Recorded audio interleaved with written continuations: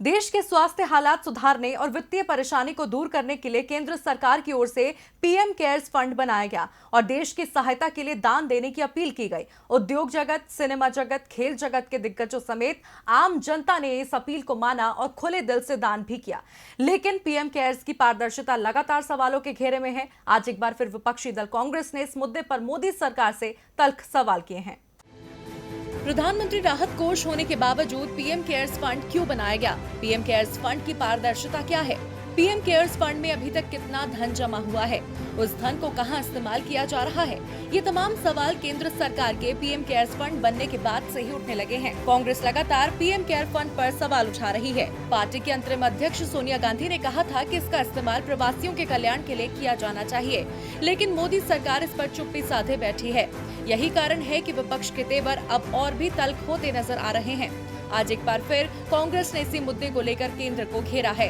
कांग्रेस ने कहा, प्रधानमंत्री राहत कोष की जगह पीएम केयर्स फंड का गठन करना प्रधानमंत्री की मंशा पर प्रश्न चिन्ह खड़े कर रहा है।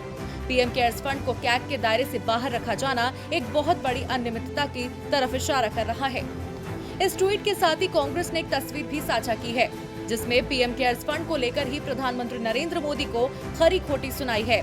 साथ ही इस तस्वीर में साफ लिखा है कि पीएम ने भारतीयों की आंखों में धूल झोंकी है। आपको बता दें, इससे पहले कांग्रेस के वरिष्ठ नेता अभिषेक मनु सिंघवी ने कहा था कि पीएमओ इंडिया, नरेंद्र मोदी और एचएमओ इंडिया से पीएम केयर्स द्वारा दान के रूप में ली गई कुल राशि के हिसाब किताब के बारे में पूछे हुए 1 सप्ताह से अधिक समय हो गया है, लेकिन कोई फायदा नहीं हुआ।